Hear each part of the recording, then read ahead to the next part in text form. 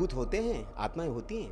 तो क्यों मैं हाँ बोल रहा हूँ, मेरे एक्सपीरियंस से मैं आपको बोल रहा हूँ कि हाँ, ये चीज़ें होती है। भूत को पकड़ते हैं, बोतल में बंद करते हैं और फिर कहीं ले जाके छोड़ देते हैं। हम लोग कोशिश करते हैं ये चीज़ ढूंढने की कि वो जो भी चीज़ है, एनर्जी, ऊर्जा, चेतना, वो क्यों यहाँ है और उसका क्या मकसद है, क्या पर्पस है। ट्रस्ट कीजिए कि हम 100% केसेस में से आप पकड़ लीजिए 90% केस साइकोलॉजी होती है।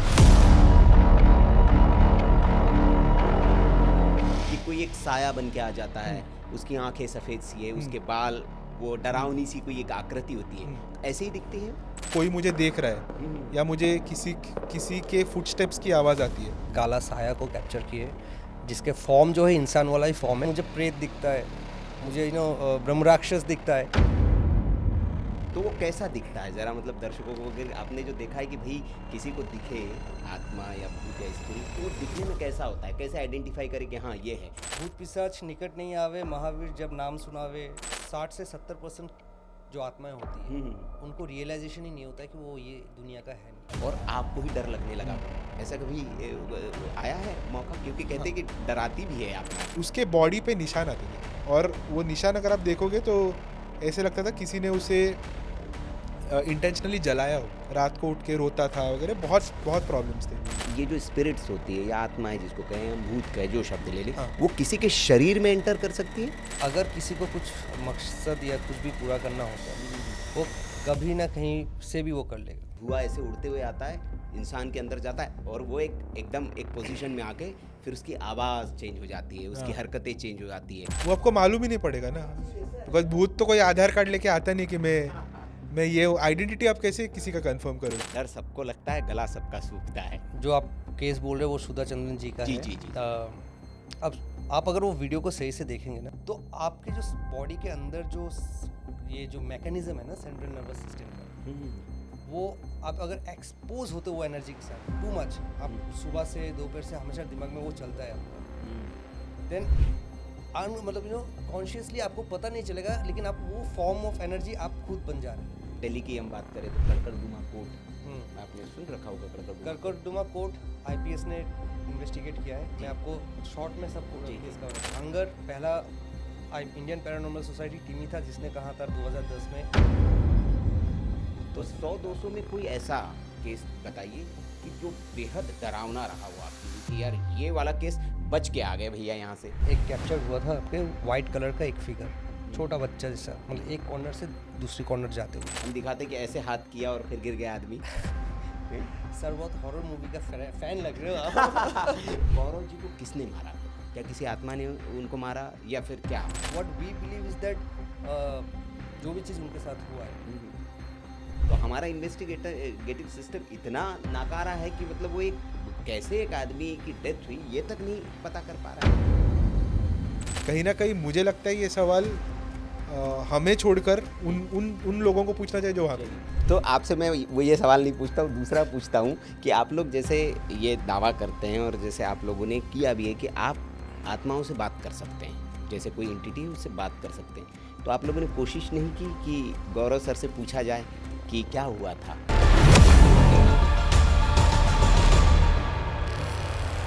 नमस्कार। भूत या आत्माएं होती है? इस सवाल का जवाब शायद आज तक आपको न मिला हो। कुछ लोग हो सकते हैं जिन्होंने इन शक्तियों को अनुभव किया हो और कुछ इससे अपरिचित अनभिज्ञ हो सकते हैं। इन्हें इस पर यकीन करना थोड़ा मुश्किल हो सकता है। तो आज इसी मिस्ट्री को हम डिकोड करने की कोशिश करते हैं। हमारे साथ है इंडियन पैरानॉर्मल सोसाइटी के मेंबर्स जो बताएंगे कि आत्माएं होती है या नहीं, और अगर होती है तो वो क्या कर सकती है, कितने हद तक आपको नुकसान पहुंचा सकती है, और क्या वो आपकी फ्रेंडली भी आत्माएं होती हैं। इन सब मिस्ट्रीज को आज हम डिकोड करने की कोशिश करेंगे।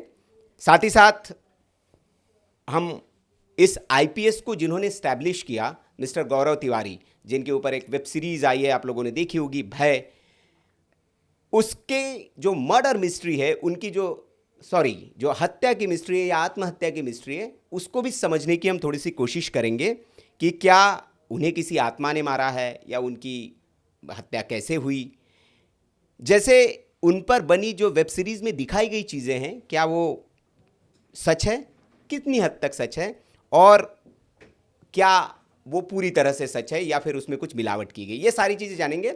हमारे साथ आईपीएस के 2 मेंबर मौजूद हैं। रिथ देव जी, आपका बहुत बहुत स्वागत है। Thank you, thank you. साथ ही साथ सिद्धार्थ जी, Thank बहुत you. बहुत स्वागत आपका, और आभार आपका कि आपने समय निकाला, मुंबई से आप आए हमसे बातचीत करने के लिए। पहला सवाल मेरा रिथ जी आपसे है जी।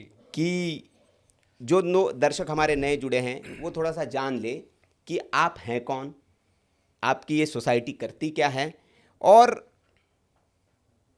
क्या किस तरह से आपका काम होता है, थोड़ा सा एक इंट्रोडक्शन हो जाएगा। जी देखिए, मैं आईपीएस यानी इंडियन पैरानॉर्मल सोसाइटी का पैरानॉर्मल इन्वेस्टिगेटर हूँ, और लास्ट तकरीबन ये फील्ड में 13 साल हो चुका है, 13-14 साल हो चुका है। बेसिकली जो आईपीएस का ऑब्जेक्टिव है, पहला ऑब्जेक्टिव जो गौरव सर ने इंडियन पैरानॉर्मल सोसाइटी को, जब इंडिया में फर्स्ट ऐसा कोई सोसाइटी ओपन किया था, तो हमारे मकसद एक ही था कि जो अंधविश्वास होते हैं उसको हटाना, पहली चीज़। दूसरी ये था कि ये सब चीज़ों को साइंटिफिक वे से भी हम समझ सकते हैं, और तीसरी कि साइकोलॉजिकली जो चीज़ें हमारे साथ हो रहे हैं, जिसको हम कनेक्ट करते हैं कोई भी रिलीजियस अप्रोच के साथ, उससे थोड़ा हटके साइंस को आगे रख के चीज़ों को सॉल्व करने की कोशिश जो करते हैं, वही इंडियन पैरानॉर्मल सोसाइटी का रूट ऑब्जेक्टिव है। और जब मैं इंडियन पैरानॉर्मल सोसाइटी के साथ जुड़ा, आई मीन डायरेक्टली तो हम कोई भी इन्वेस्टिगेटर नहीं बन सकते, बिकॉज हमें सीखना पड़ता है। सो हमने 3 साल कोर्स किए, हमने जाने किस टाइप के ऊर्जा होते हैं, किस टाइप की एनर्जीज होती है, कैसे उसको डील किया जाता है, टेक्निकली चीज़ें क्या होती है, टूल्स अलग अलग होते हैं। बस वही अभी चल रहा है, एंड इतने सालों से आईपीएस के साथ जुड़ा हुआ हूँ। गौरव सर जब थे तब भी थे, अभी भी हूँ, और फ्यूचर में और इसको आगे लेके जाएंगे, कोशिश वही रहेगा जी। तो मतलब थोड़ा सा अगर मैं फनी वे में पूछूं, तो क्या आप जैसे हम देखते हैं फिल्मों में भूत को पकड़ते हैं, बोतल में बंद करते हैं और फिर कहीं ले जाके छोड़ देते हैं, ऐसा कुछ? नहीं, ऐसा कुछ नहीं है। वो टीवी में तो बहुत सारी चीज़ें दिखाते हैं, बट ये होता है कि हम तो पहली चीज़, हम भूत पकड़ते नहीं हैं जी। और क्योंकि हमारा मेन मोटो ये रहता है कि अगर किसी भी चीज़ वहाँ पे है, उसका कारण क्या है। सिंपल, मतलब एक बोला जाता है इंग्लिश में कि 4 W's and 1 H, कि वाई, वेयर। तो उसको हम ढूंढने की कोशिश करते हैं साइंटिफिक मेथड से। और ट्रस्ट कीजिए कि हम 100% केसेस में से, आप पकड़ लीजिए 90% केस साइकोलॉजी होता है।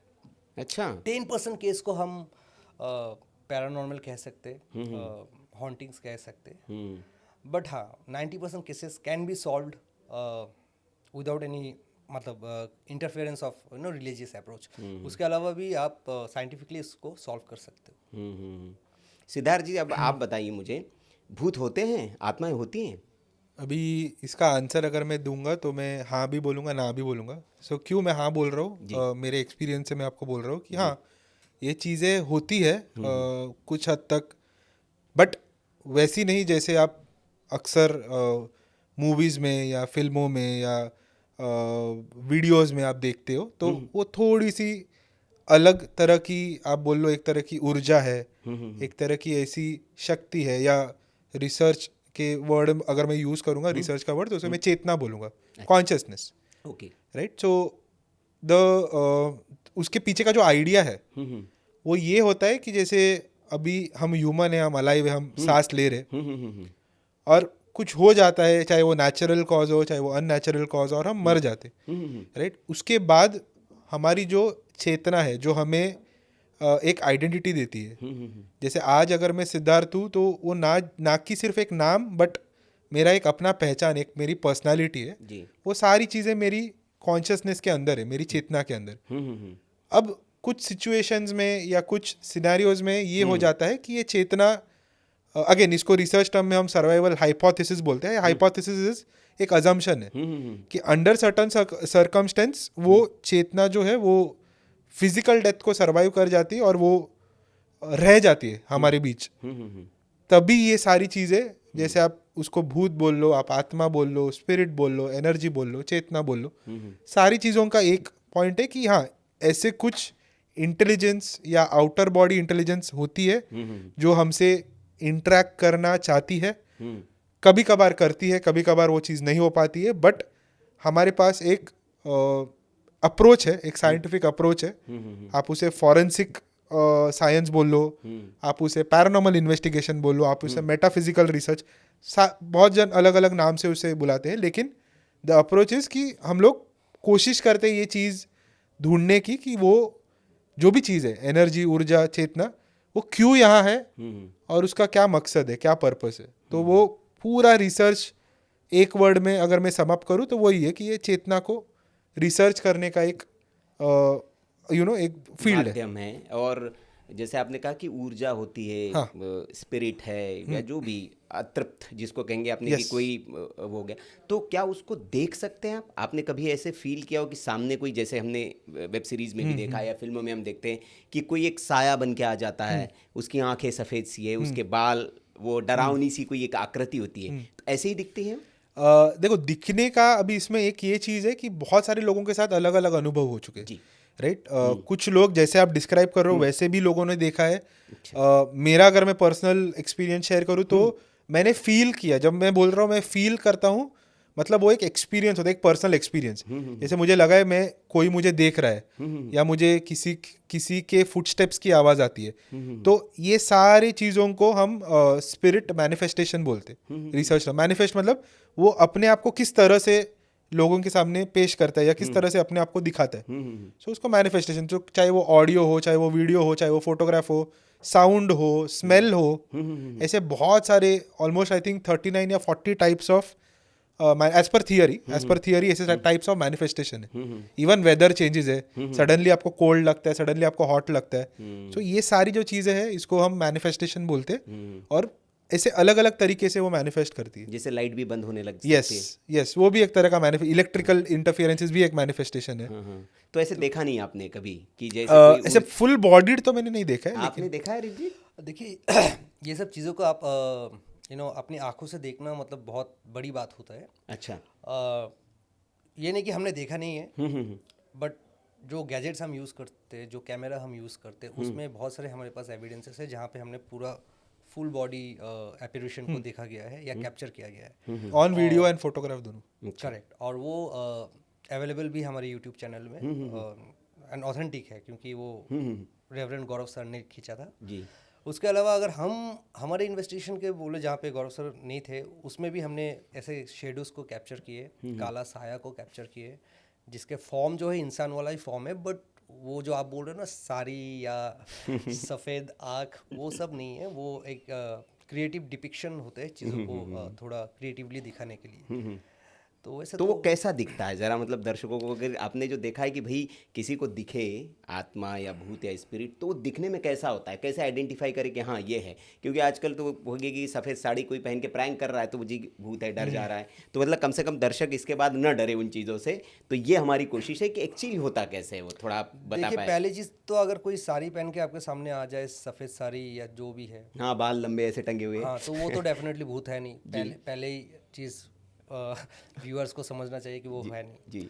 अगर बाय चांस कभी ऐसा हो गया कि वो ऐसी जगह पे, आई मीन सबके जो बॉडी का जो ऊर्जा होता है वो अलग अलग होता है। आज मैं उतना सेंस कर पा रहा हूँ, शायद मेरे से ज़्यादा सीध कर सकता है या आप कर सकते हो।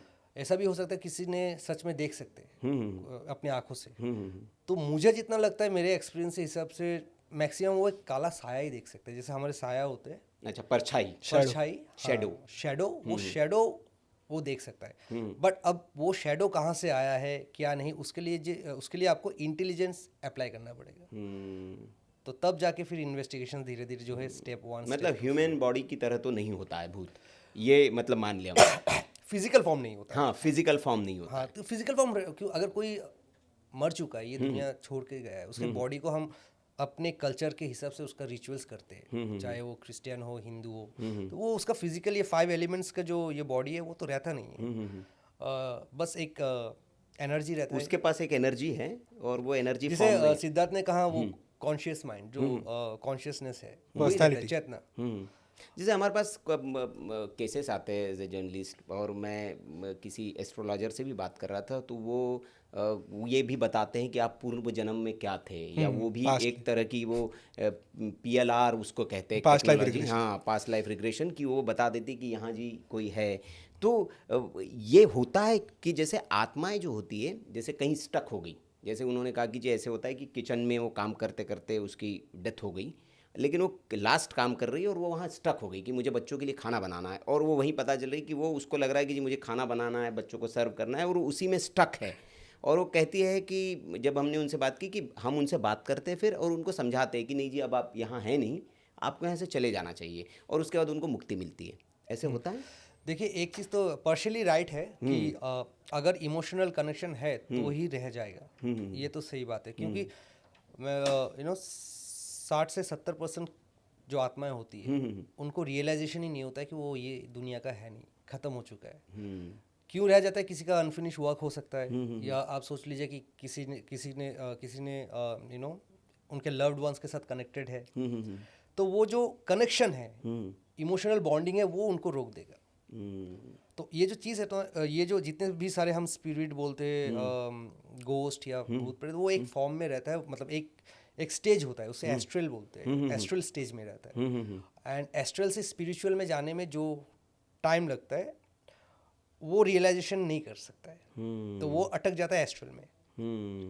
बहुत बार ऐसा हुआ है हमारे इन्वेस्टिगेशन में, जब हम क्लींजिंग वगैरह करते हैं, कि हमने कमांड किया है कि आप जाओ, ये आपका नहीं है, तो कभी कभार जाता है, कभी कभार नहीं जाता है, लेकिन उनका अनफिनिश वर्क, अगर ऐसा भी केस है, आई थिंक आगे हम डिस्कस करेंगे, अगर कुछ अनफिनिश वर्क रह गया है, कुछ काम रह गया, और उसको हम उनके फैमिली के माध्यम से उनको बोलते हैं आप वो कंप्लीट कर लो, उसके बाद कुछ नहीं, उनकी विश है कोई भाई, तो उसको पूरा कर देते हैं। कुछ भी हो सकता है, तो वो अगर पूरा कर देता है तो धीरे धीरे जो एक्टिविटीज़ होते हैं वो कम होने लगते हैं, एंड देन एक टाइम आता है कि वो पूरा शांत हो जाता है। तो सिद्धार्थ जी, मुझे ये बताइए आप कि जैसे भाई ये तो अब स्टैब्लिश हो गया कि ऐसी कोई एनर्जी होती है, जो लोग इस दुनिया से जाते हैं वो अटक भी जाते हैं, रह जाते हैं, उनकी कोई विश है वो पूरी, तो बुरी और अच्छी दो तरह की एनर्जीज होती होगी। तो आपके साथ कभी ऐसा हुआ हो कि जैसे आप किसी केस में इन्वेस्टिगेट कर रहे हो और ऐसी कोई सिचुएशन आ गई हो कि जहाँ उनसे आप डील कर रहे हो और आपको ही डर लगने लगा हो, ऐसा कभी आया है मौका? क्योंकि कहते हैं कि डराती भी है आत्माएं। ट्रू। सो अभी पहले मैं आपको बताता हूँ, ये जो अपने बुरी और अच्छी शक्तियों के बारे में बात किया, राइट? सो मेरे पॉइंट ऑफ व्यू से मैं आपको बता रहा हूँ कि ये बुरी अच्छी, ये जो टर्म्स है ना, ये मेरे हिसाब से मैं उसे पर्सपेक्टिव बोलूँगा। पर्सपेक्टिव यानी कोई चीज़ जो मुझे अच्छी लगती है वो मेरे लिए अच्छी है, हो सकता है किसी और के लिए वो बुरी हो, राइट, एंड वाइसा वर्सा, कि किसी और के लिए बुरी हो वो मेरे लिए अच्छी हो जी। अभी एज रिसर्चर्स हमारे पास ऐसे कोई इक्विपमेंट या साइंटिफिक मेथड नहीं है किसी भी एनर्जी के नेचर को मेजर करने का। यानी मुझे अगर कोई एविडेंस मिल रहा है तो वो मेरे लिए एक एविडेंस है ऑफ द पैरानॉर्मल। अब मैं उससे ये अच्छी आत्मा ने दी हुई एविडेंस है या ये बुरी आत्मा, वो मुझे नहीं पता चलेगा। जी। अभी मैं आपको एक केस के थ्रू समझाता हूँ। तो ये एक मुंबई के एक अर्बन इलाके में हम गए थे, मेट्रो मेन जो मेट्रो सबर्बन हमारा सिटी है वहाँ पे, एंड उसमें हमें ये ब्रीफिंग मिली थी क्लाइंट से कि हमारे घर पे एक बहुत ही बुरी शक्ति है जो उन क्लाइंट के जो बच्चे थे, राइट, न्यूबॉर्न, एक उनको न्यूबॉर्न चाइल्ड हुआ, आई थिंक 1 ईयर कुछ आसपास हुआ था, तो उसके बॉडी पे निशान आते थे, और वो निशान अगर आप देखोगे तो ऐसे लगता था किसी ने उसे इंटेंशनली जलाया हो, एंड वो स्किन पे। तो हमने पहले उनको पूछा, आपने किसी डॉक्टर को दिखाया है क्या, वो स्किन स्पेशलिस्ट को दिखाया है क्या कि क्यों ऐसा हो रहा है, हो सकता है ये रैश हो। दिखने में बिल्कुल बर्न मार्क्स थे, लेकिन वो बोल रहे थे नहीं, डॉक्टर्स भी समझ नहीं पा रहे क्यों ये हो रहा है। एंड वो जो चाइल्ड था वो काफ़ी स्ट्रेस में था, वो रात को उठ के रोता था वगैरह, बहुत बहुत प्रॉब्लम्स थे। तो क्लाइंट ने बोला कि मुझे तो बहुत डाउट है कि ये कोई बहुत ही बुरी शक्ति है जो मेरे जान के पीछे पड़ी है। तो हम बोले ठीक है, तो हम गए उधर, हमने इन्वेस्टिगेट किया। उस इन्वेस्टिगेशन में वो क्लाइंट और उनके जो बच्चा था वो नहीं था वो इन्वेस्टिगेशन में, उनके ब्रदर और उनके फादर थे। सो वो दोनों हमारे साथ रुके थे उस फ्लैट में, एंड वो भी सेम चीज़ बोलने लगे कि एक बहुत बुरी शक्ति है, ये आपको मारने, ये हमको मारने आई है, ये वो। सो हम ये सुनकर हम फिर भी अपना कोई कंक्लूजन पे ना आते हुए हमने इन्वेस्टिगेट करना शुरू किया। अभी जब हम इन्वेस्टिगेट कर रहे थे और जिस तरह के एविडेंसेस हमें मिल रहे थे, उससे एक बात तो आई थिंक हम 3 इन्वेस्टिगेटर्स थे, मैं, रीत और मेघना, हम तीनों थे। सो हम तीनों को एक बात ये एस्टेब्लिश हुई कि यहाँ जो भी चीज़ है उसका पर्पस है वहाँ रहने के, वहाँ होने के लिए, एंड उस पर्पस को हम एटलीस्ट ये जो लोग उसको प्रेजेंट कर रहे उनके थ्रू समझने पाएंगे। तो हम अपना खुद का अलग अप्रोच यूज़ करना शुरू किए। एंड पूरा तो मैं आपको बहुत ज़्यादा डिटेल में ना जाते हुए आपको ऊपर ऊपर से बताऊंगा। सो हुआ ये कि एंड ऑफ द डे या 1-2 दिन बाद जब हम बैठ के सारे चीज़ों को एनालाइज कर रहे थे, चाहे वो एविडेंस हो, चाहे वो क्लाइंट ने जो स्टेटमेंट्स दिया हो, तो हम जाके जो मेन जो क्लाइंट ने जिनका बच्चा इफेक्ट और जिन्होंने हमें बुलाया था, उनके पास जाके हमने चीज़ें प्रेजेंट की। और जब चीज़ें प्रेजेंट की तो वो क्लाइंट सरप्राइज थी कि आपको ये सारा इन्फॉर्मेशन कहाँ से मिला, मैंने तो आपको ये सब बताया ही नहीं था। तो तभी हमने बोले कि देखो ये हमको ये एविडेंस मिला, इसलिए हम ये नतीजे पे पूछे, उससे हम ये नतीजे पे। तो होता ये है कि वो जो ये लोग सब उसको बुरी आत्मा बता रहे थे, वो एक्चुअली उस क्लाइंट की सिस्टर इन लॉ थी, एंड उन्होंने कुछ साल पहले सुसाइड कमिट किया था। और सुसाइड इसलिए कमिट किया था बिकॉज उनको उनके जो पतिदेव थे वो उनको बहुत परेशान करते थे, टॉर्चर करते थे, एंड उन्होंने उनको एक इन अ वे, और ये सब बाद में क्लाइंट ने हमको बताया कि ऐसा ऐसा हुआ था। अभी ये जो क्लाइंट की एक बेटी थी जिनका ये जो जिनकी डेथ हुई, उनकी एक बेटी थी जो ये क्लाइंट उनका ध्यान रख रही थी, लेकिन जैसे ही ये क्लाइंट को अपनी खुद की बच्ची हुई, उन्होंने उस बेटी को अपने आप से दूर किया और ये एक्टिविटी होना शुरू हुई। अभी आप समझ सकते हो ये केस में I don't know as a human मैं उस माँ को या जो भी आप अभी तो ऑफकोर्स वो एक ह्यूमन फॉर्म में तो है नहीं, वो तो एक एनर्जी है मेरे लिए, तो उनको मैं कैसे गलत बोलूँ। उन्होंने तो वही किया जो उनको अपने बच्चे के लिए करना ठीक लगा, राइट। तो ये सारी चीज़ें, ऐसे बहुत सारे कॉम्प्लेक्स आपको केसेस मिलते हैं जहाँ पे बहुत आप अच्छा बता रहे हैं और बड़ा दर्शक इसको रिलेट भी करेंगे। फिर इस केस में आप क्या करते हैं, उसका सॉल्यूशन क्या दिया आपने उसको? तो उसका सॉल्यूशन यही था कि हमने जब ये सारे डॉट्स ज्वाइन करके हमको वो केस के बारे में पता चला, तो हमने उनको एक ही चीज़ बोली कि पहले तो आपको न्याय के लिए, उनके न्याय के लिए, अगर आपको लगता है कि आपके भाई, और फिर वो क्लाइंट ने बताया कि हाँ मुझे लगता है कि मेरे भाई इसमें इन्वॉल्व थे, तो आप लीगली क्या कर सकते हो कि आप जो केस अनसॉल्व था, अगर उसको आप दोषी मानते हो तो आप उसको कैसे आप उसको सज़ा दिलाओगे, फर्स्ट वो, एंड मोस्ट इम्पॉर्टेंटली हमने बोला कि वो जो बेटी है उनकी, उनके एजुकेशन के लिए और उनके अपब्रिंगिंग के लिए आपको रिस्पॉन्सिबल होना होगा, नहीं तो तब तक ये चीज़ ख़त्म नहीं होगा। और जैसे ही उन्होंने वो रिस्पॉन्सिबिलिटी ली, आई थिंक हमने कुछ 6 महीने बाद उनके साथ एक फॉलोअप कॉल था, तभी उन्होंने बताया अभी सब चीज़ें बहुत अच्छी है।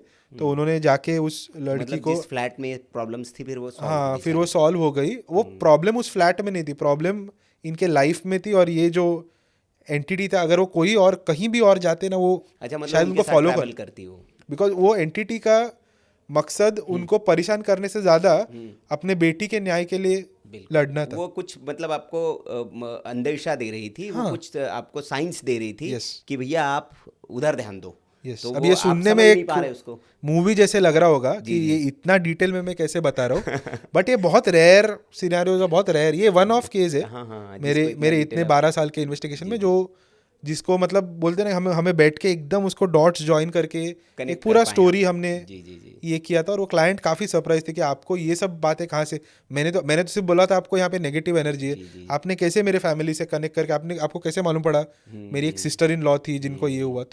तो ये सब एक्सपीरियंस का कमाल है जो आप लोग हाँ, करते हैं। और ऑब्जर्वेशन है। जब हम इन्वेस्टिगेट कर रहे थे, वो फादर वहाँ से कुछ बोल रहे थे, उन्होंने एक नाम निकाला, और जैसे उन्होंने एक नाम निकाला चीज़ें होने लगी हमारे सामने। हमने पूछा ये कौन है, उन्होंने बोला ये मेरी ये डॉटर इन लॉ है। तो फिर हमने वो डॉट्स ज्वाइन करके मालूम पड़ा तो ये फैमिली के मेंबर। बताइए सिद्धार्थ जी मुझे कि जैसे आपने बताया कि वो एक बच्चे को हार्म कर रही थी, तो क्या ये जो स्पिरिट्स होती है या आत्माएं जिसको कहें हम, भूत कहें, जो शब्द ले लें, वो किसी के शरीर में एंटर कर सकती है? इन माय ओपिनियन तो नहीं, शरीर में एंटर नहीं करते, लेकिन कैसे होता है कि एक लेवल का इन्फ्लुएंस हो सकता है, और ये मैं आपको इंसानों में भी होता है। जैसे अगर आप मेरे साथ 24 घंटे या उससे ज़्यादा अगर आप टाइम स्पेंड करोगे, कहीं ना कहीं मेरे कुछ क्वालिटीज़ हो सकते हैं वो आप में आए, आपके कुछ क्वालिटीज़ मेरे में आए, राइट। इसको साइकोलॉजिकल टर्म्स में हम ट्रांसफरेंस बोलते हैं। ट्रांसफरेंस यानी आप किसी के साथ भी आप एक तरह का एक लेवल का ऑब्सेस्ड हो जाते हो, आप कुछ ट्रेट्स उनके आप अडॉप्ट करते हो, आपके ट्रेट्स कुछ उनमें जाते हैं। सो ये एक नॉर्मल ह्यूमन प्रोसेस है। वैसे ही हम, मुझे लगता है कि इवन पैरानॉर्मल में कभी कभार ये जो एंटिटीज़ या एनर्जीज है उनकी कुछ क्वालिटीज़ या उनकी कुछ थॉट्स वो एक इंसान में ट्रांसफ़र कर सकते हैं, यदि वो इंसान काफ़ी ज़्यादा उनसे ऑब्सेस हो जाता है, उन थॉट से हो सकता है वो अपने आप को हार्म करे या कुछ उसके साथ कुछ गलत हो। बट इसका ये मतलब नहीं कि वो आत्मा आके उसको मारिए, राइट। वो एक प्रोसेस है। एंड इसमें सबसे ज़्यादा इंपॉर्टेंट ये चीज़ है कि आप कितना आप खुद मेंटली स्ट्रांग हो, कितना आप इस ट्रांसफरेंस प्रोसेस को खुद रोक सकते। बिकॉज हम तो 12 साल से ये कर रहे हैं। अगर इतनी ही डरावनी और इतनी ही डेंजरस ये फील्ड होती, हम कोई नहीं होते आज यहाँ पे। दुनिया में ही कोई नहीं होता। जी जी। तो ऋतु जी, जैसे इन्होंने कहा कि जैसे हम फिल्मों में देखते हैं कि वो कोई एक साया सा धुआं ऐसे उड़ते हुए आता है, इंसान के अंदर जाता है और वो एकदम एक पोजीशन में आके फिर उसकी आवाज़ चेंज हो जाती है, उसकी हरकतें चेंज हो जाती है। तो ऐसे नहीं होता। नहीं, ऐसे नहीं है कि नहीं होता है, मतलब ऑफ ऐसा कोर्स हो सकता है, होता है, बट आत्माओं से नहीं, वो होता है आपका मेडिकल कंडीशन से। अच्छा, ठीक है। अब मेडिकल कंडीशन जब मैं बोलता हूँ तो जैसे कि आपने कहा ना कि आवाज़ बदल जाती है, वोकल कॉर्ड चेंज हो जाता एक है। रिसेंटली एग्जाम्पल ही आप ले लीजिए, एक बड़ी एक्ट्रेस है मुंबई की। हाँ, उनके कुछ मतलब ऐसे ही हुआ था, लेकिन वो कहे कि वही माता उनके शरीर में आ गई है। तो वो ज़रा बताइए, ज़रा ये भी मैं समझना चाहूँगी, जैसे ये माता कहते हैं कि आ गई है, या वो उनके बिहेवियर चेंज हो जाता है एकदम से। और ऐसा नहीं है कि हम उसको नेग्लेक्ट कर दें, क्योंकि एनर्जी बहुत ज़्यादा बढ़ जाती है उनकी, क्योंकि एक सामान्य व्यक्ति को, महिला है, उसको पकड़ने में भाई एक व्यक्ति पीछे का बैठ जाएगी वो। लेकिन जब उस एक्टिविटी में वो महिला होती है या पुरुष होता है तो उसको 10 लोग भी नहीं संभाल पाते। तो दैट मीन्स कि उसकी ऊर्जा तो बढ़ रही है। तो इसको कैसे देखें हम? देखिए, जो आप केस बोल रहे हो वो सुधा चंद्रन जी का जी है। जी जी जी। अब आप अगर वो वीडियो को सही से देखेंगे ना, मैं ये केस, ये जो आप बोल रहे हो उसके बारे में ऑलरेडी बात की है बहुत सारे पॉडकास्ट पे। जी जी जी। क्या होता है ना, आप अगर सेम चीज़ मैं आपको बोल रहा हूँ कि आप अगर कोई भी हाई डिवाइन एनर्जी, जो एनर्जी को आप मानते हो कि ये एक डिवाइन एनर्जी है, ये आपको प्रोटेक्ट करते हैं, चाहे वो आप कोई भी फॉर्म हो, चाहे वो शिव जी हो, महाकाली हो, of course with due respect to all religious. तो आपके जो बॉडी के अंदर जो ये जो मैकेनिज्म है ना सेंट्रल नर्वस सिस्टम का, वो आप अगर एक्सपोज होते वो एनर्जी के साथ टू मच, आप सुबह से दोपहर से हमेशा दिमाग में वो चलता है आपका, देन मतलब कॉन्शियसली आपको पता नहीं चलेगा, लेकिन आप वो फॉर्म ऑफ एनर्जी आप खुद बन जा रहे हो।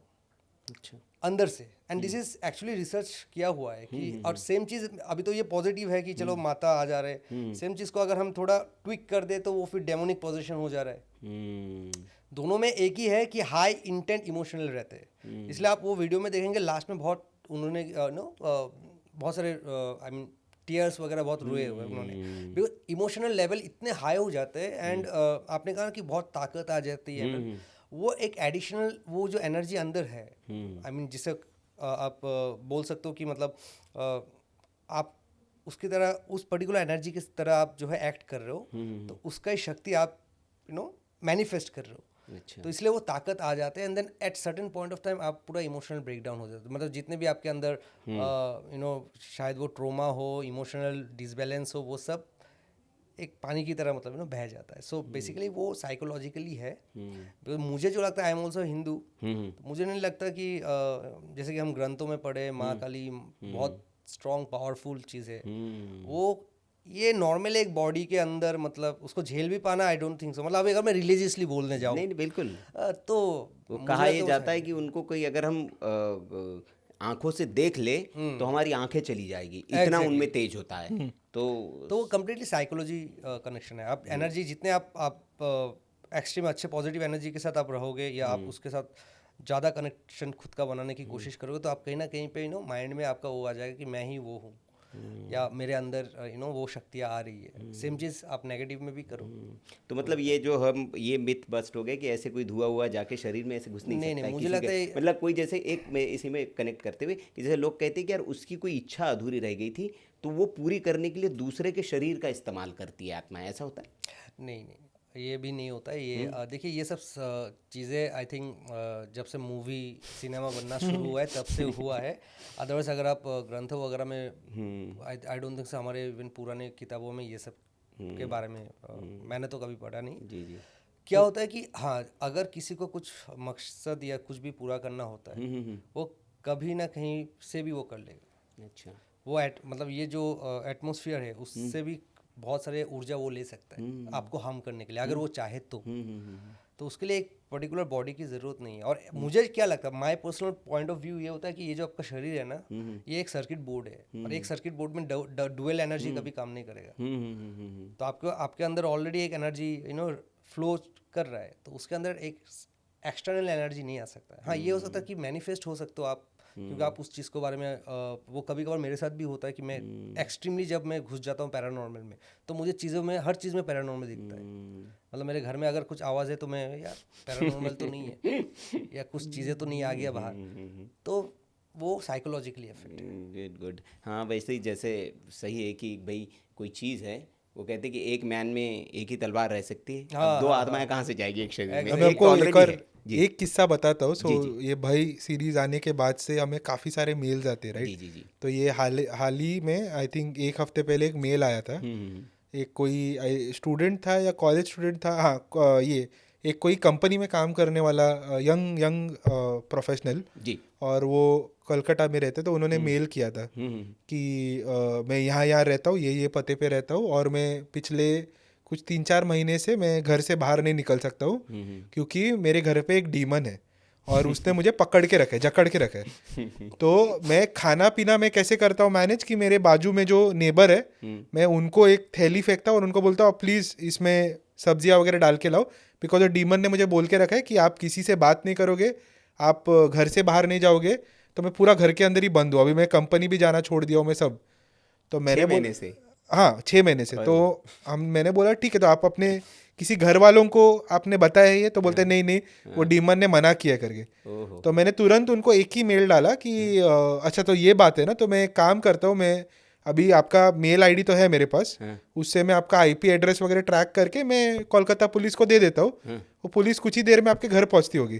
तुरंत उनका एक मेल आया कि नहीं मैंने अपने बहन को अभी कॉल किया है और उन्होंने एक पंडित जी को लाया है और उन्होंने सारा वो जो भी था ना, वो 6 महीने वाला जो डीमन था उसको सब हटा दिया, अभी मैं ठीक हूँ, अभी मैं काम वगैरह पे जाने लगा। तो बहुत बार ये चीज़ें लोगों को इधर उनको वो खुद मानते हैं कि वो ऐसे है, या उनको कभी कभार दिखाना होता है कि मैं एक विक्टिम हूँ या मैं एक स्पेशल केस हूँ।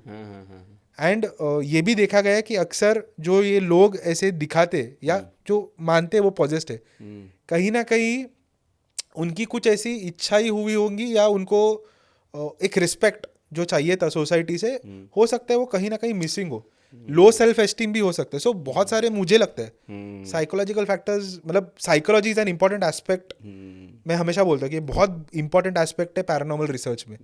सो अगर आपको एक रिसर्चर बनना है, आपको साइकोलॉजी सब्जेक्ट क्या एटलीस्ट बेसिक्स पता होना चाहिए कि कैसे एक ह्यूमन माइंड वर्क करता है। ये तो बहुत बढ़िया बताया, आप कुछ कहना चाह रहे हैं, मैं बस थोड़ा सा उसमें नोट ले लूँ। ये बहुत अच्छा उदाहरण दिया, मेरे को याद आ गया, ये तो डिजिटल अरेस्ट जैसा डेमन अरेस्ट हो गया। डेमन अरेस्ट हो गया। ये नई चीज़ की भी है, डेमन ने अरेस्ट करके रखा है। जी कुछ कह रहे थे आप? जी मैं ये कह रहा था कि आपको सिर्फ पैरानॉर्मल में साइकोलॉजिकली स्ट्रांग नहीं, नॉर्मल लाइफ में भी आपको साइकोलॉजिकली स्ट्रांग होना ज़रूरी है। बिल्कुल एग्जैक्ट। ताकि क्या सही है क्या गलत है, क्योंकि आज आपका ब्रेन इतना, मतलब आज तक किसी को पता भी नहीं, इवन साइंटिस्ट को भी पता नहीं इसका पावर क्या है। इसके ऊपर अभी भी रिसर्च चल रहे हैं। हम तो मतलब 0.5 भी 5% भी हमें यूज पता नहीं कर पा रहा है आदमी इस ब्रेन का। लेकिन ये ब्रेन आपको डिस्ट्रक्शन, क्रिएशन, हर चीज़ यही ब्रेन बनाता है। तो अगर डीपली अगर आप किसी भी चीज़ को, आज मैं एक चीज़ बता रहा हूँ कि अगर फॉर एन एग्जाम्पल मैं हिंदू, राइट, कोई क्रिश्चियन है, कोई मुस्लिम है, अब उनके साथ जो भी पैरानॉर्मल पैटर्न होते हैं ना, वो रिलेटेड टू देयर रिलीजियस होते हैं। मैं कभी नहीं बोलूँगा मुझे जिन दिखता है, मैं कभी नहीं बोलूँगा मुझे डिमन दिखता है, मैं शायद ये बोल दूँ मुझे प्रेत दिखता है, हाँ, मुझे भूत ब्रह्मराक्षस दिखता है, हाँ, बिकॉज वो सब फीड किया गया है आपके ब्रेन में बचपन से, कहानियों के जरिए, चीज़ें की हाँ, जरिए। फिल्मों में भी देखा है हमने। हाँ, तो वो धीरे धीरे करते करते वो आप ना उस चीज़ को बिलीव करना शुरू कर देते हो, और जब आप बिलीव करना बंद करके उसका रीजनिंग निकालना शुरू करोगे ना, तो आपको लगेगा यार ये तो टाइम वेस्ट कर रहा हूँ मैं। लेकिन इसी मेरा सवाल आया रित जी, फिर आप कह रहे हैं तो हम बड़े बड़े हॉन्टेड प्लेसेस है जो इंडिया में जहाँ हम जाते हैं, जैसे भानगढ़ का किला, उदाहरण, वहाँ रात में भाई जाना मना है, और भी कई चीज़ें। दिल्ली की हम बात करें तो कड़कड़डुमा कोर्ट, आपने सुन रखा होगा कड़कड़डुमा कोर्ट। करकरडुमा कोर्ट आईपीएस ने इन्वेस्टिगेट किया है, मैं आपको शॉर्ट में सब केस का बता। भांगड़ पहला इंडियन पैरानॉर्मल सोसाइटी टीम ही था जिसने कहा था 2010 में भांगड़ में कुछ नहीं है। अच्छा, हाँ, करकरडुमा कोर्ट में जो आपका केस आप बता रहे हो वो ये था कि उसके कंप्यूटर जो लैब है उसका वीडियो अभी भी हमारे यूट्यूब चैनल में पड़ा है। एक सर्टेन टाइम में हर सिस्टम ऑन हो जाता था। जब हम इन्वेस्टिगेशन वहाँ पे किए हैं, राज सर, गौरव सर थे, तो एक सर्टेन पॉइंट में ये हुआ कि सच में पूरा जो आपका कंप्यूटर्स थे सिस्टम से ऑन हो रहा था एक के बाद एक, और ये एक्चुअली वीडियो है। और सामने हमने बैलून्स भी रखे थे कि अगर कुछ एक्टिविटी हो तो बैलून्स थोड़े हिलेंगे इंटेलिजेंस। बाद में पता चला इसके ना जो बूट होता है एक बायोस सिस्टम होता है, बेसिक इनपुट आउटपुट सिस्टम होता है एक पीसी के अंदर, तो उसका शेड्यूल मेंटेनेंस टाइम वो था। अच्छा, तो हर रोज ये 11:59 या 11:55 में पूरा सिस्टम ऑन होता है। चलिए ठीक है। अब इससे जुड़ा मेरा दूसरा आपका सवाल है जो मैंने पर्सनल एक्सपीरियंस किया है। अब उसका मैं नहीं समझ पाया उसका क्या रीज़न था, हमने कभी उसको ऐसे देखा भी नहीं। एक हमारे ऑफिस में मैं जब जॉब करता था उस टाइम में, मैं एक ऑफिस में नाइट शिफ्ट हमारी लगती थी, तो वहाँ पर TV channel we are journalist, तो एक बहुत से ऐसे टीवीज़ लगे होते हैं हमारे सामने, वो प्रीव्यू करने के लिए क्या चल रहा है। तो रात के 1 बजे के आसपास हर रोज़ हो ये जा रहा था। हम लोगों ने पहले उसको माइंड नहीं किया कि उसमें ना टीवी चैनल्स में बंगाली चैनल्स लग जाते थे, मतलब वो न्यूज़ चल रहा है, अब बंगाली कौन देखेगा वहाँ, तो बंगाली कोई चैनल लग जाता था, इसमें सीरियल वीरियल कुछ चल रहा होता है। वो एक टाइम था, उसी टाइम वो बंगाली चैनल, मतलब उस टाइम के आसपास वो चैनल लग जाता था।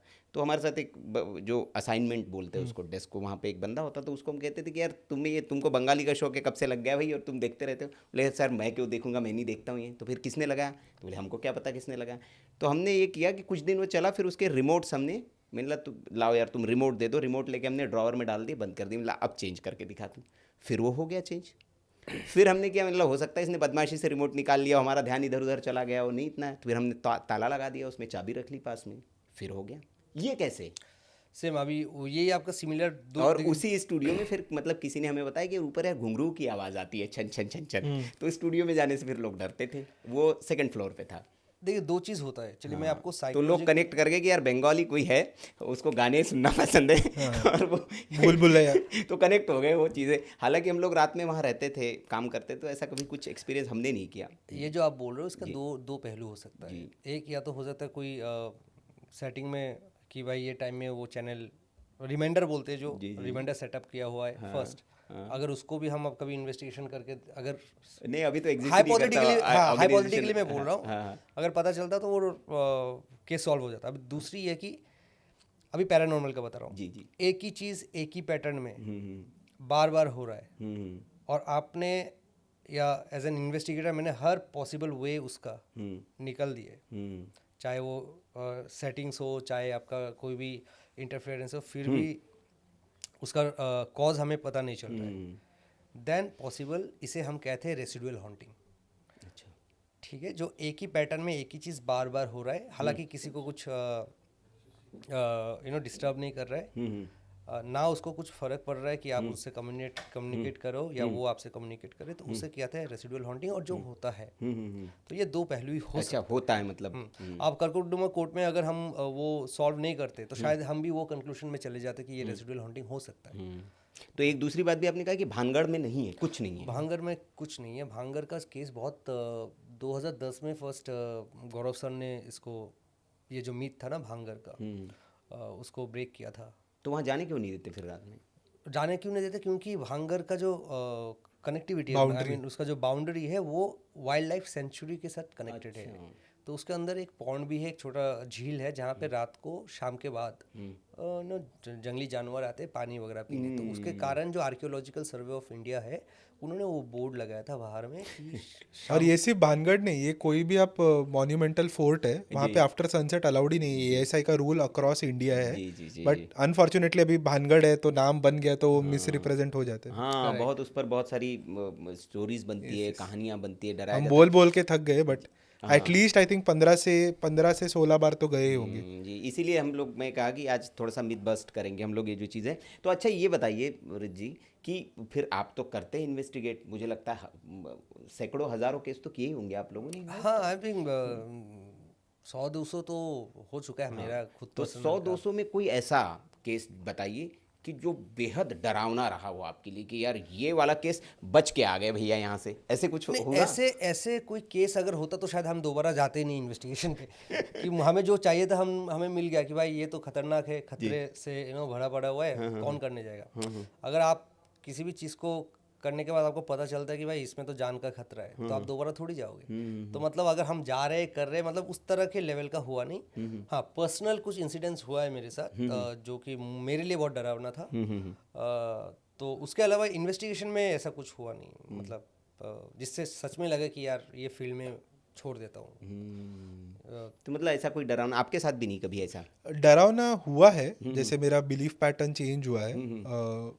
हालांकि ये इन्वेस्टिगेशन के बारे में तो मैंने बहुत सारी जगह पे, तो अभी I think for the 10th और 12th टाइम मैं आपको ही बता रहा हूँ वो केस। जी। सो ये अगेन वही था जो मैंने इसके पहले जैसा बताया, वैसे ही सिमिलर केस था। यहाँ पे फॉर्चुनेटली कोई बच्चा इन्वॉल्व नहीं था, बट एक फैमिली थी जो बहुत ही मतलब डिसफंक्शनल फैमिली बोलते हैं ना, जिसमें एक दूसरों के बीच झगड़ा होता है, एक दूसरों के साथ अनबन होती है और बहुत फ्रीक्वेंटली। तो हमारी जो इन्वेस्टिगेटर है मेघना, उनके कांटेक्ट के थ्रू हमें ये केस मिला था। एंड उन्होंने बताया था कि घर में झगड़े वगैरह होते ही है, बट उसके अलावा जब भी ये झगड़े होते थे तभी कुछ ना कुछ और घटता था। जैसे घर के जितने लाइट्स है या इलेक्ट्रिकल फिटिंग्स है, वायरिंग्स है, वो सारे ख़राब हो जाते थे या बंद चालू होते थे। और टेलीविज़न सेट्स, जैसा आपने बोला चैनल चेंज, उनके घर पे वो होता था।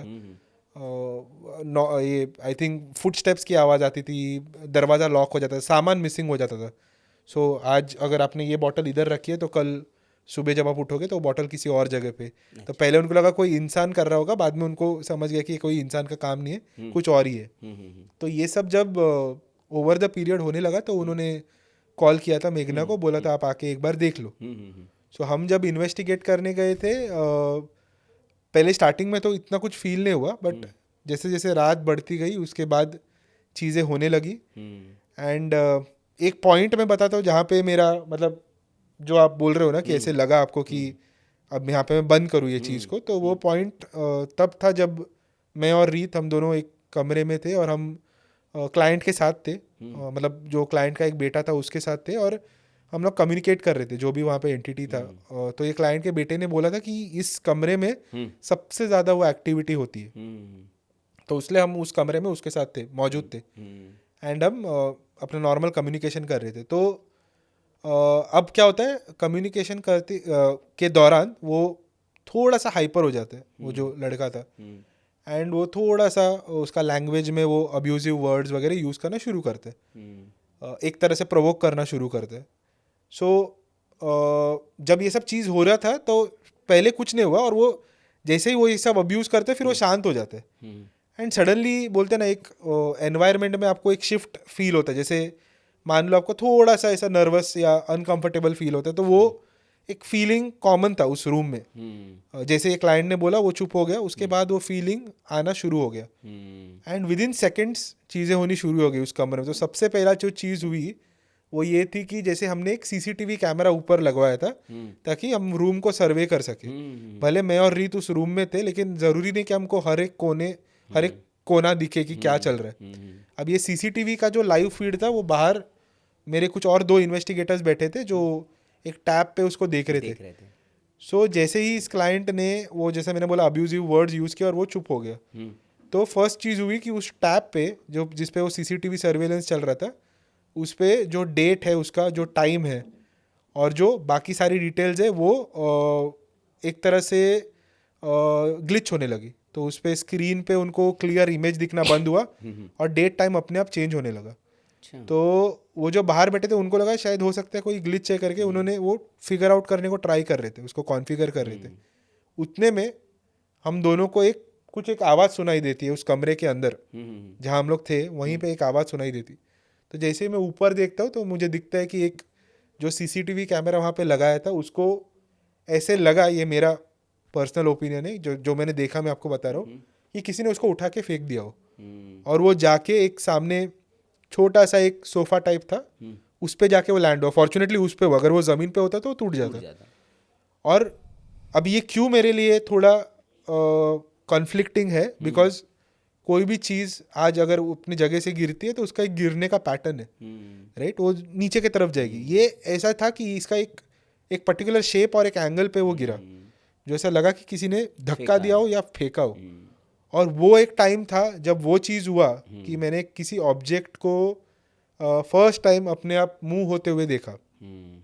वो मेरे लिए कहीं ना कहीं वो पॉइंट था जहाँ मुझे लगा कि नहीं, इस फील्ड में सीरियसली कुछ ऐसी चीज़ है जो मैं शायद अंडर एस्टिमेट करता था या शायद मैं समझ नहीं पाया, बिकॉज इसके पहले मेरे साथ कभी ये सब नहीं हुआ।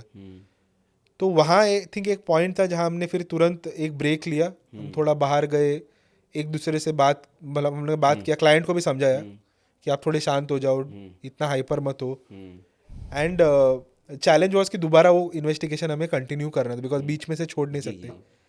सो हमने दोबारा वो इन्वेस्टिगेशन कंटिन्यू किया। तो चीज़ें हो रही थी, थोड़ी कम इसमें हुई मात्रा में, बट ये जो एक इंसिडेंट था वो सीसीटीवी वाला, आई थिंक मेरे लिए वो लाइफ चेंजिंग था। तो उसका क्या हुआ उस केस का फिर? उस केस का ये हुआ कि हमें पता चला कि वो जो भी चीज़ वहाँ थी वो वो क्लाइंट के जो बेटे थे उनसे एक तरह से मैं अटैच्ड बोलूँगा या उनके प्रेजेंस से वो ट्रिगर हो रहा था। ओके। सो हमें ऐसा लगा कि वो जो भी एंटिटी थी, जो भी एनर्जी थी, जो भी ऊर्जा थी वहाँ पे, उसका एक ही मकसद था कि इस परिवार में ये जो बार बार झगड़े हो रहे उसको मैं कैसे सुलझाऊं। तो हमने उनको एक काउंसलिंग दी, उनको समझाया कि आप कहीं ना कहीं, ये हमारा ओपिनियन है कि आपके ये डिसफंक्शनल बिहेवियर के वजह से ये एंटिटी यहाँ पे, अगर आप चाहते हो ये जाए, आप अपने आप को सुधरो या आप देख लो क्या सोल्यूशन है करके। फिर कुछ टाइम बाद हमने जब कॉल किया तो पता चला कि वो जो बेटे थे वो आई थिंक कोई हायर स्टडीज़ के लिए घर से बाहर निकल के कहीं और रह रहे थे, और फिर सब मैटर सॉल्व वो उनके साथ ट्रैवल करके वहाँ चले पता नहीं ट्रैवल करके गए नहीं, बट मेन इंटेंट था कि घर पे ये जो एक्टिविटीज़ हो रहे हैं वो ना हो, तो वो बंद हो गए। चलिए अब आते हैं हम हमारी, आप कुछ कहना चाह रहे हैं? नहीं, मैं वही उसका सुन ही रहा था, वो केस एक फ्लैशबैक आया। एक्चुअली मैं वही बोल रहा हूँ कि सबको बोलता हूँ कि आपका घर का जो एनवायरनमेंट है ना, बिटवीन फैमिली मेम्बर्स, उसको बहुत स्ट्रांग रखना ज़रूरी है। क्योंकि जितने भी चीज़ें होते किसी के साथ भी, वो कहीं ना कहीं पे मुझे लगता है बचपन से एक ट्रोमा हो जाता है। आप आजकल बहुत देख रहे हो ना, ये सुन भी पा रहे हो कि बच्चे का एक इनविजिबल फ्रेंड होता है ना, कि वो अकेले किसी से बात कर रहा है और वो पैटर्न धीरे धीरे चेंज होना शुरू हो जाता है। तो वही है कि घर अगर आप क्लीन रखोगे, घर का माहौल अच्छा रखोगे, तो नेगेटिव थॉट्स भी आपके दिमाग में नहीं आएगा, साइकोलॉजिकली आप स्ट्रांग भी रहोगे और ये सब चीज़ें नहीं होगा। ये बहुत अच्छा कहा आपने। इसके लिए एक ही टर्म है, खाली दिमाग शैतान का घर। हाँ। तो अगर आपका खाली दिमाग है तो फिर शैतान वहाँ घर कर जाएगा, और फिर आपके विचार भी वैसे ही होंगे और आपको थॉट्स भी आने लगेगी कि यार कोई है तो नहीं, कोई देख तो नहीं रहा है, कोई मतलब इस तरह की चीज़ें। तो दैट मीन्स कि ये चीज़ें। अच्छा, एक मेरा इसी से प्रश्न था कि जैसे ये मैं कहीं सुन रहा था आप लोगों को, तो दर्शकों को जानना चाहिए कि आत्माएं जो होती है या भूत जो होता है कितना ख़तरनाक होती है, क्या किसी की जान ले सकती है ये? नहीं, देखिए आपने एक थ्योरी है 21 ग्राम थ्योरी बोलते हैं उसको, 21 ग्राम थ्योरी। इसमें क्या हुआ था कि एक साइंटिस्ट थे, मैं नाम भूल गया हूँ, उन्होंने तकरीबन 400 या 500 लोगों के ऊपर ये एक्सपेरिमेंट किया था। वही लोग जो मरने at the stage of dying, मतलब लास्ट स्टेज है। तो ये जो 400 लोगों के ऊपर जो रिसर्च करने के बाद एक सेम पैटर्न एक मिला है कि मरने से पहले उनको वेट किया जाता था, उनके वेट लिया जाता था, और मरने के बाद तुरंत ही मरने के बाद उनका वेट दोबारा लिया जाता था। उसमें एक 21 ग्राम का डिफरेंट आता है। अच्छा। उस पर काउंटर भी बहुत सारे हुआ है, ये तो हो सकता है ऑर्गेन्स या हो सकता है, बट हर किसी का ऑर्गन का साइज अलग होता है। बिल्कुल एग्जैक्ट। हर किसी का इवन फ्लूइड, इंटरनल फ्लूइड्स अलग होते हैं, बट एग्जैक्ट 21 ग्राम जो नंबर आ रहा है, तो फिर इसको बोला जाता है 21 ग्राम जो होता है वो आपके सोल, यानी कि आपका जो कॉन्शियस चेतना जो चीज़ होता है, आत्मा आप बोल सकते हो, उसका वो वेट होता है। तो जिस चीज़ का वेट ही, अगर मैं उस थ्योरी को एक्सेप्ट करके अगर बोलूँ, जिसका वेट ही 21 ग्राम है, वो आप 70 किलो 60 किलो 65 किलो इंसान को कैसे मार सकते हैं? नहीं तो उसके पास एनर्जी नहीं होती, जो जैसे हम दिखाते कि ऐसे हाथ किया और फिर गिर गया आदमी।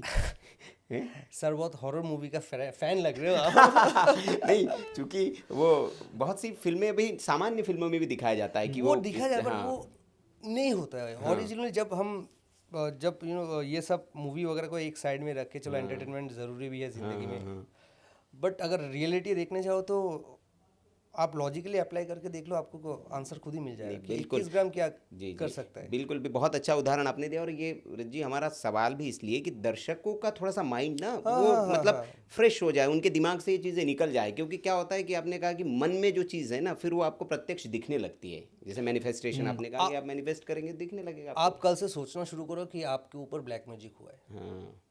आप हर चीज़ करने जाओ ना, आप ब्लैक मैजिक के ऊपर डाल दोगे। धीरे धीरे धीरे आप अपने इंटरनल कॉन्शियस माइंड को ट्रेन कर रहे हो कि भाई तुम्हारे ऊपर ब्लैक मैजिक हो चुका है। अब गलती से अगर आप ब्लेड लेके हाथ भी काट दोगे तो आप बोलो ये ब्लैक मैजिक के लिए हुआ है, बट आपको पता नहीं चल रहा है कि आपके ब्रेन आपको ट्रेन कर चुका है आपके खुद के वर्ड से। तो एक और चीज़ मैं ऐड करूँगा। सो ये जो बोल रहे हैं ना साइकोलॉजिकल, उसके साथ एक और चीज़ मैंने ऑब्जर्व किया मेरे 12 साल की रिसर्च में, कि लोग जो बहुत ज़्यादा सब्सटेंस पे डिपेंड होते हैं, सब्सटेंस मतलब कोई भी तरह का ड्रग हो गया, कोई भी तरह का कुछ भी हो गया, निकोटीन हो, नशा हो, अल्कोहल हो, ये सारे जो लोग सब्सटेंस कंज्यूम करते हैं, कहीं ना कहीं ये बहुत ज़्यादा तादाद में इनके साथ ये एक्सपीरियंसेस होने के चांसेस है। अगेन मैं इसको पैरानॉर्मल नहीं बोलूँगा, बट मेरे हिसाब से ये उस सब्सटेंस का एक बाई प्रोडक्ट है, एक साइड इफेक्ट है, राइट। और फिर ये लोग क्या करते हैं कि आके कभी कभार इन चीज़ों को ऐसे प्रेजेंट करेंगे कि किसी आत्मा के प्रभाव के वजह से मैंने ये चीज़ें शुरू की, राइट। कभी रिस्पॉन्सिबिलिटी नहीं लेते इस चीज़ का। तो इसीलिए हम लोग मतलब इवन इन पैरानॉर्मल इन्वेस्टिगेशन हो, और ये गौरव जी भी बहुत हमें बता देते कि कभी भी अगर आपको इस फील्ड में रहना है और सक्सेसफुली चीज़ें करने, तो हमेशा ये किसी भी नशीले पदार्थ से आप दूर रहिए, स्पेशली इन्वेस्टिगेशन के टाइम पे भी। और तो करना ही नहीं चाहिए, मतलब इन्वेस्टिगेशन के पहले तो कभी मत करो, उन्होंने हमेशा। मेरे ख्याल से देखो, आप जिंदगी में अगर आए तो लाइफ को तो एंजॉय करना ही चाहिए, बट हर चीज़ में क्या है ना, एक्सेसिव मत किया। आप चावल भी अगर दबा के खाओगे आपका तबीयत खराब हो जाएगा। सेम अगर आप किसी भी चीज़ जो बॉडी के लिए हेल्दी है, वो भी आप अगर एक्सेसिव अमाउंट में आप लोगे तो कहीं ना कहीं पे वो आपको हार्म करेगा। तो एंजॉय करो लाइफ, बट लिमिटेड। तो चलिए अब आते हैं गौरव जी का, चूँकि आपने नाम लिया, अब उसी केस पे हम लोग आते हैं। बड़ा इंटरेस्टिंग है। तो आपने कहा, जितनी अभी तक हमारी बातचीत हुई उससे हमें समझ में आया कि जो हमने देखा भय में, तो वो मुझे लगता है कि फिर वो तो गलत चीज़ है, वो तो ऐसा हुआ ही नहीं होगा जैसे दिखाया गया। इंस्पायर्ड बाय रियल इवेंट्स, हाँ, okay, but depicted bye creative liberty. Okay, तो रियल इवेंट आपने बताया जैसे, तो एक पहले ही मैं इवेंट पे आता हूँ जो बहुत उसमें हुआ, बचुआ। वो बचुआ वाला इवेंट क्या है? वो राइट केस है बचुआ। एक्चुअली ये हुआ था, बचुआ का एक्चुअली क्या 2 केसेस है हमारा, वो दोनों मिला के वो बचुआ का केस बना था। एक हुआ था आपके I think Haryana highway, right, Bihar के हाईवे में ये माना जाता था कि वहाँ पे एक बच्चा का एक्सीडेंट हुआ था, और वहाँ से जो ट्रक्स वगैरह जाते थे उनको दिखाई देता था, एंड देन कुछ ना कुछ होता था। दूसरा केस था दिल्ली का एक पार्किंग लॉट में, और वहाँ पे एक हमने खुद इन्वेस्टिगेशन किए, एक कैप्चर्ड हुआ था आपके वाइट कलर का एक फिगर, छोटा बच्चा जैसा, मतलब एक कॉर्नर से दूसरी कॉर्नर जाते हुए।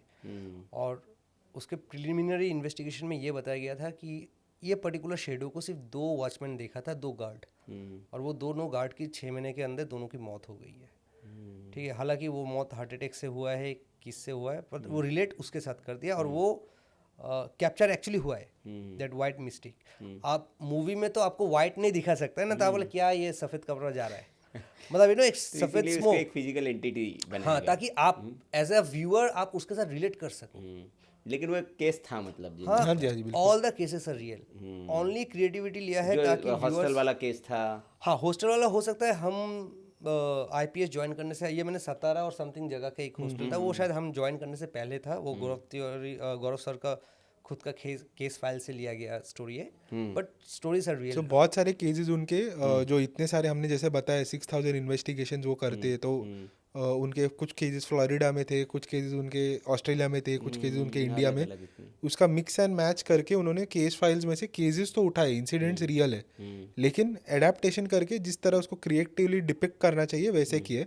कुछ केसेस हमारे ज्वाइन करने से पहले के हैं, जैसे बचुआ केस है, वो हमारे ज्वाइन करने से पहले का है, बहुत पुराना वीडियो आज भी यूट्यूब पर है, उन्होंने खुद शूट किया जाके, और ड्राइवर्स के स्टेटमेंट्स उसमें दिखाए कि किसने क्या एक्सपीरियंस किया है। सो वो सारे केसेस है, मतलब वो स्टोरीज रियल है, इंसिडेंट्स रियल है, जस्ट एक डिपिक्शन क्रिएटिव बनाया हाँ, गया। For the Indian audience.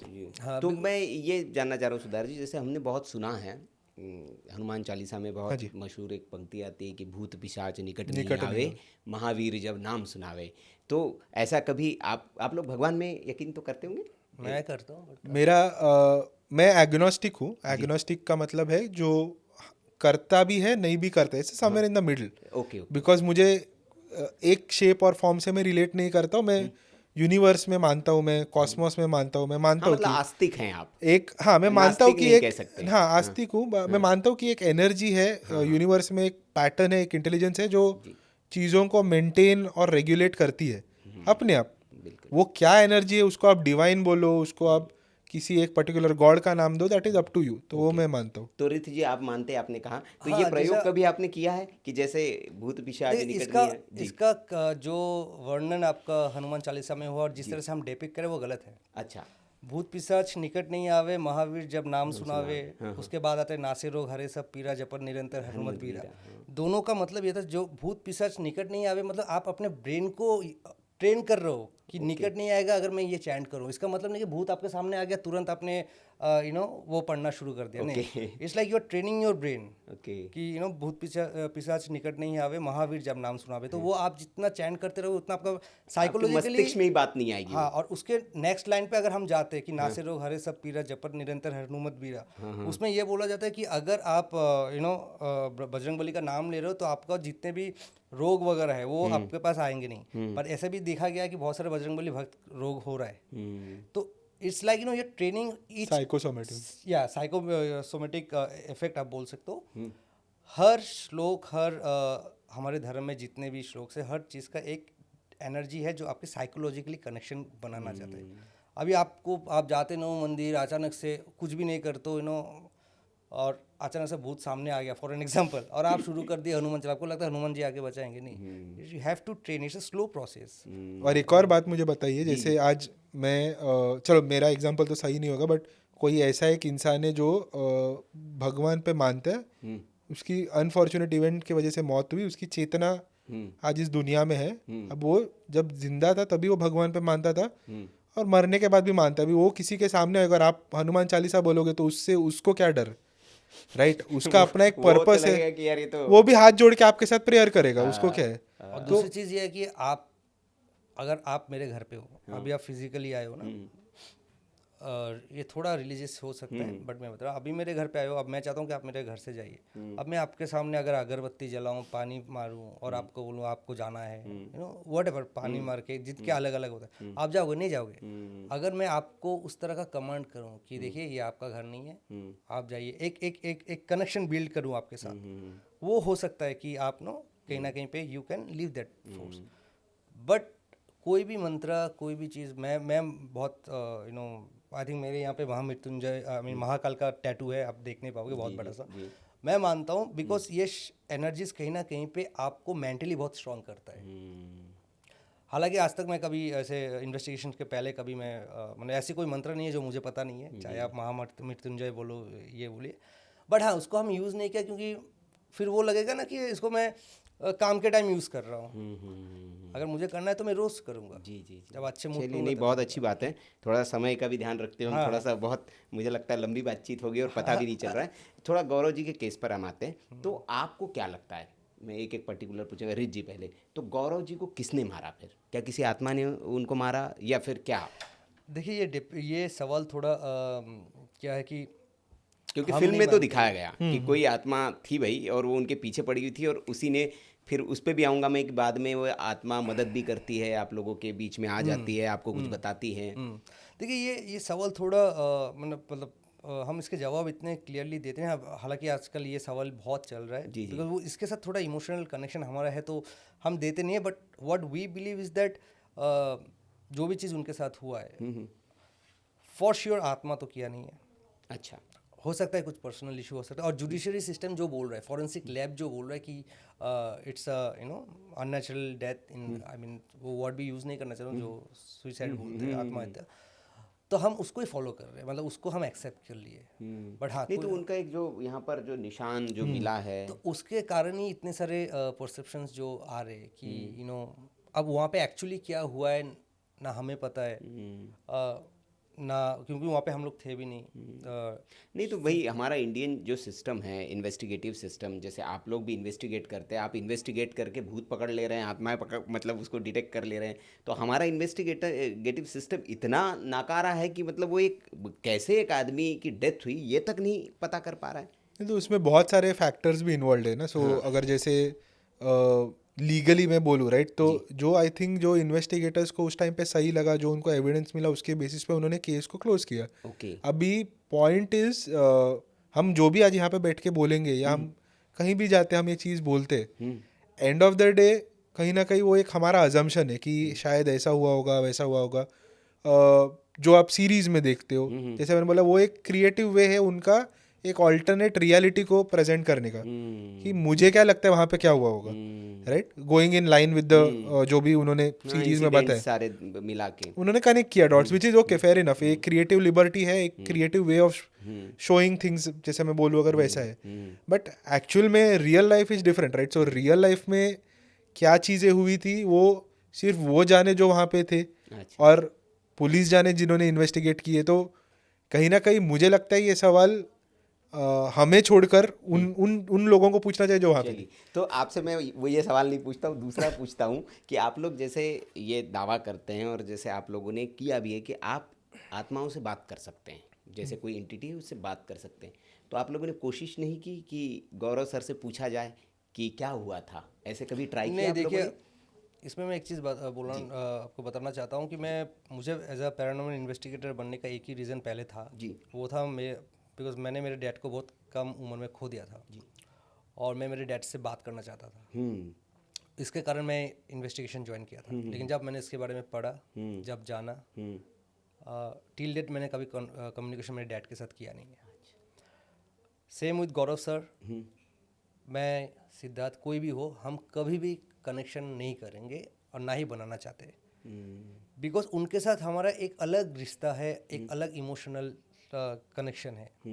उस चीज़ के द्वारा अगर हम इमोशनल ब्रेकडाउन हो जाते, पॉसिबल ये है कि हमें ये भी पता नहीं होगा ना कि वो एक्चुअली जीटी सर है या कोई और है। और अगर कुछ इशू ऐसा हो जाए तो it will be very difficult for us to manage that particular thing. एक तो खुद को मैनेज करो इमोशनल ब्रेकडाउन से, फिर गॉड फॉरबिड अगर कुछ हो जाए उसको मैनेज करो। तो इसलिए हमने कभी भी आज तक कभी भी हमने कोशिश नहीं की। और नॉर्मल लाइफ में आप देखोगे कोई भी हमारे घर में किसी का लॉस होता है तो ऐसे नहीं कि कोई इन्वेस्टिगेटर अपना फटाफट इक्विपमेंट खोल के बैठेगा और वो कम्युनिकेट कर रहे हैं, बिकॉज पर्सनल लॉस बहुत अलग है। अभी ये केस में क्यों लोग हमें पूछना चाह रहे हैं कि आपने क्यों कभी कोशिश नहीं की, बिकॉज लोग जानते थे कि वो ये फील्ड से है।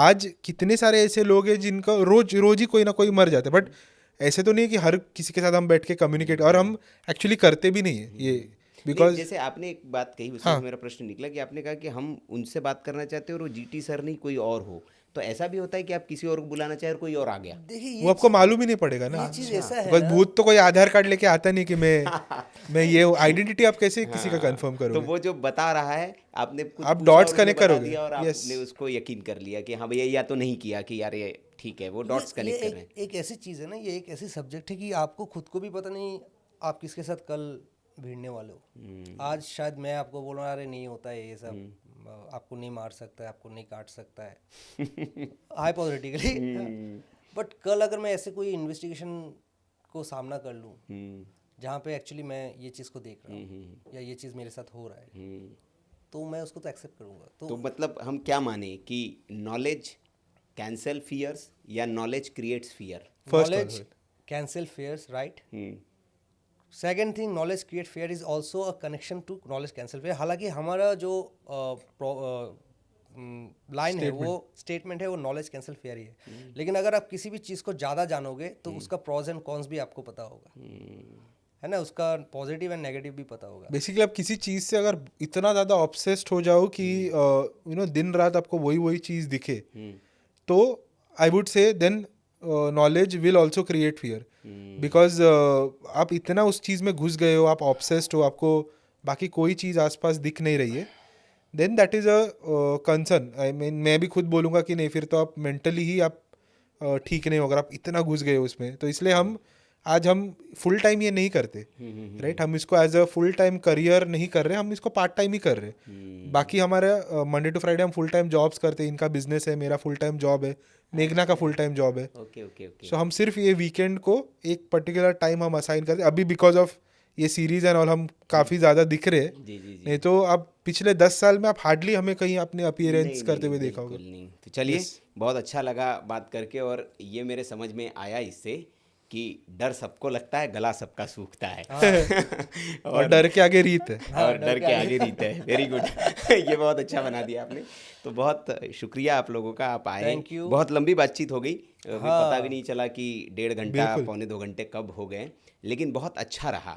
और हमारा मकसद भी ये था कि ये जो लोगों के जहन में डर है, उस डर को हम थोड़ा सा कम करने की कोशिश करें।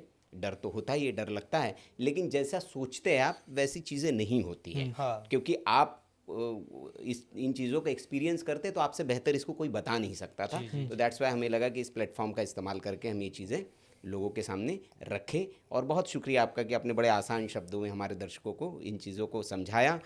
और इस डिस्कशन का कंक्लूज़न यही है कि डरना चाहिए, लेकिन ठीक है, लिमिट में। आत्माएं आपको मार नहीं सकती, आपको काट नहीं सकती, जब तक कोई रीज़न ना हो।